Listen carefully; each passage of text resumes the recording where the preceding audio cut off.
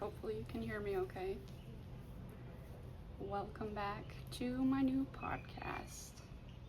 I am sitting out on my lanai right now, listening to the beautiful birds. I'm looking at a slight breeze in the palm trees. It's a really beautiful day. Let's see. This weekend I had my niece, Saturday night and Sunday night. We went to church. That was good. My parents joined us for church. They're in town visiting.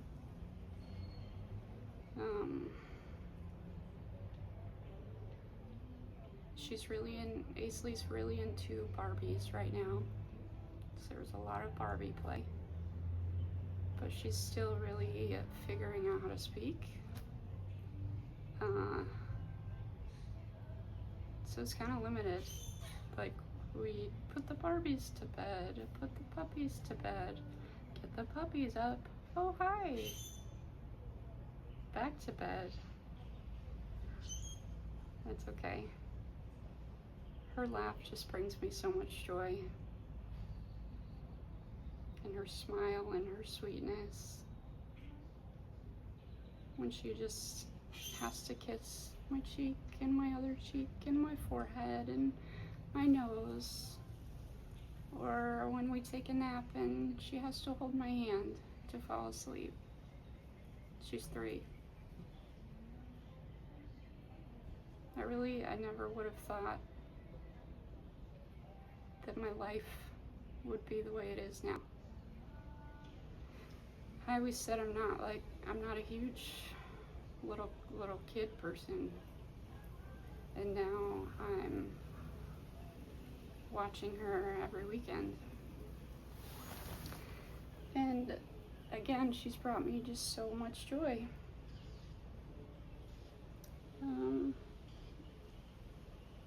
What else?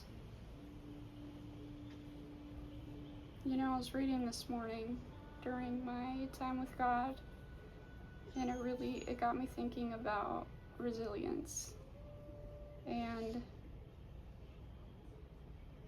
maybe it was like still 2020 or 2021 that I had a goal of becoming more resilient. And so I started searching, like, what does that really mean?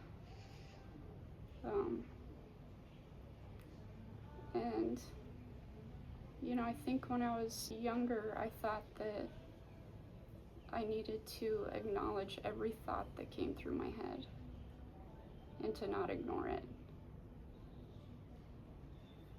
Well, those thoughts have changed. Because you can usually tell, like, halfway through a sentence when it's just a crappy thought. It's a negative thought. It's a wrong perception of what's happening. And instead of giving it your attention, literally just, you have the power to switch. I'm not saying it's easy, but once it becomes habit, it does get easier. And you do have to replace it with other thoughts. And something that I had wrote on a paper and hung on my wall was by Dean Graziosi, and he said, "Your reality is how you choose to perceive it." Like, reality, it's so, what's the word? Subjective? Objective? I always get those two confused, but you know what I mean. Two people can go through the same thing and come out with completely different outlooks. And I like people who are just more grateful and see the beauty. Those are the ones that humans are attracted to. And I think that's nature. It's down to our core that we're attracted to that healthy outlook on life. And you could argue, like, Jess, how do you know it's healthy? Well, because we're attracted to it. And it makes us feel just purely good. It's like a breath of fresh air.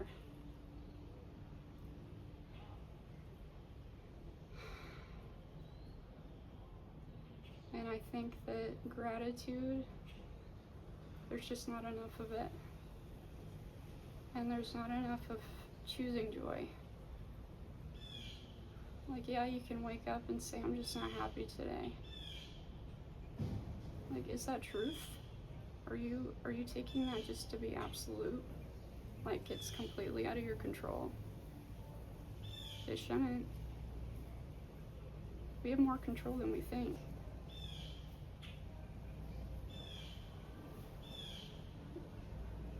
We focus on what's not in our control, and we let it control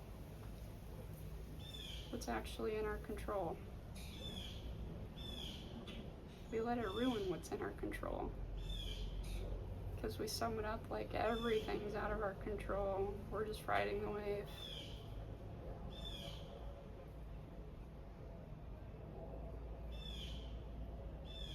Life is messy.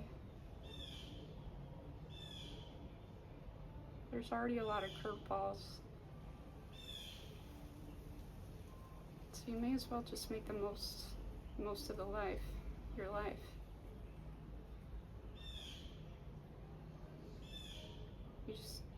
Once you just fully accept that there's so much out of our control. But we have the power to choose how we're going to respond to it.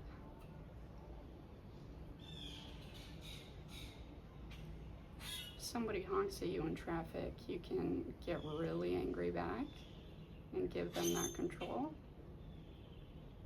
Or you can just say, like, oh gosh, they must be having a bad day, I hope it gets better. Move on. One thing I've been really working hard to do is not to ruminate over things that just don't give me any value. Like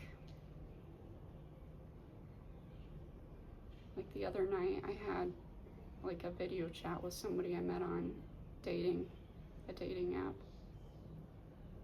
and it could not have gone worse.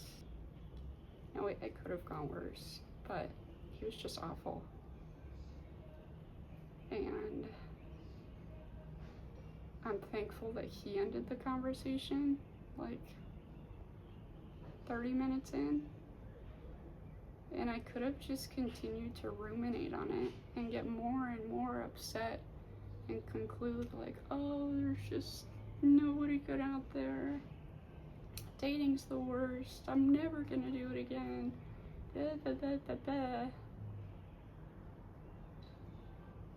But I chose not to let that ruin my night, my week, nothing.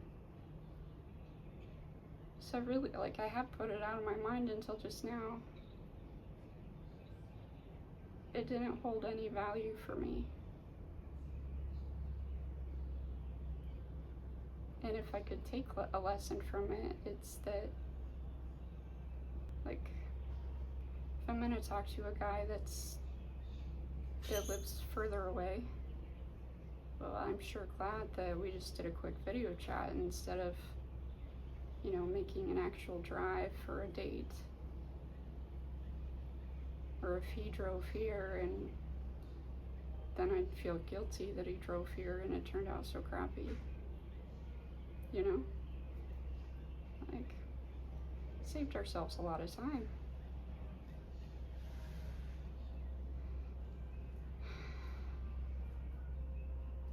And I think a way that I have grown is that before I would have seen that interaction as validation that all Christians are judgmental. and bad, and that's why I stay away from them. But that's not the case. There's good and bad people in every group. We gotta quit letting the bad kill out the good ones. And as I'm saying that, like, you know, I have formed some biases since living in Florida. In the winter months, they have snowbirds, people that come down just for the warmth, like for the winter season, to get away from the snow. And I've formed biases based on where people are from. I can start to identify where people are from without them even having to tell me. Because they all come from like similar states. Like nobody comes from the West Coast. Nobody comes from like Texas. But there's specific states. And like with drivers, I can tell where they're from.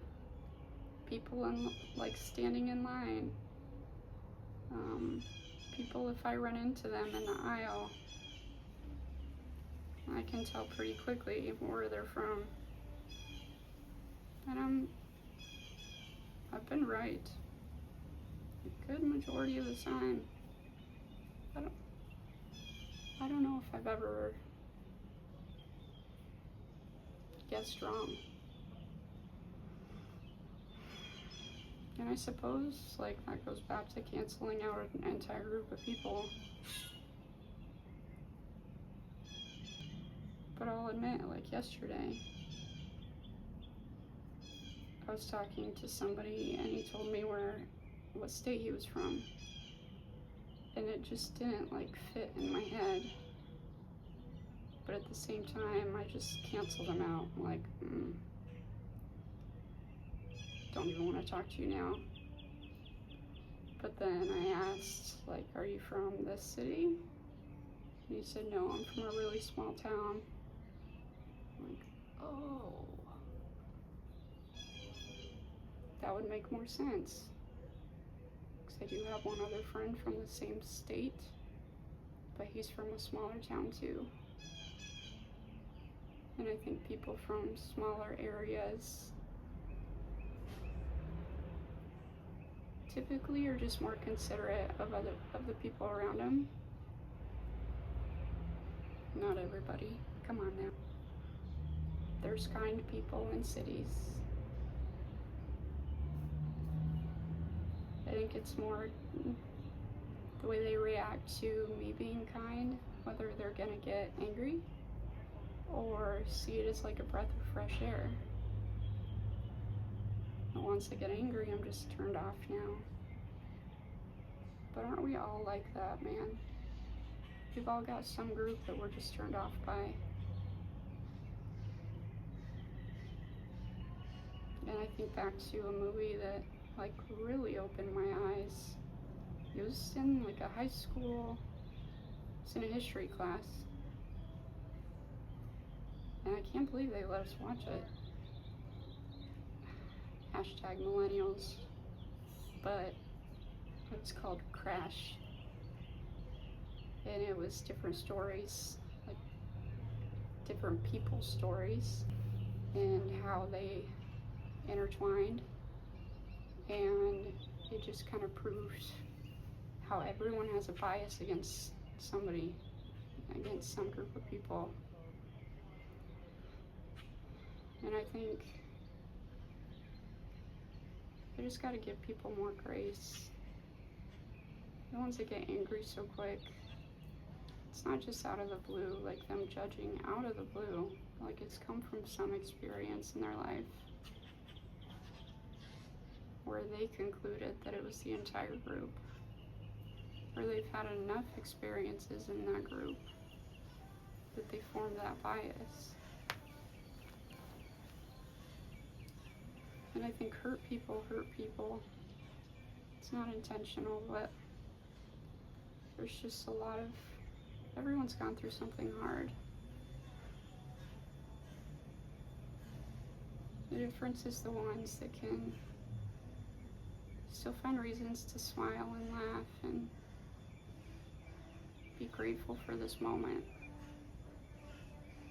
And ones that are just bitter and angry at the world and just stuck in this victim role, like everything has happened to me.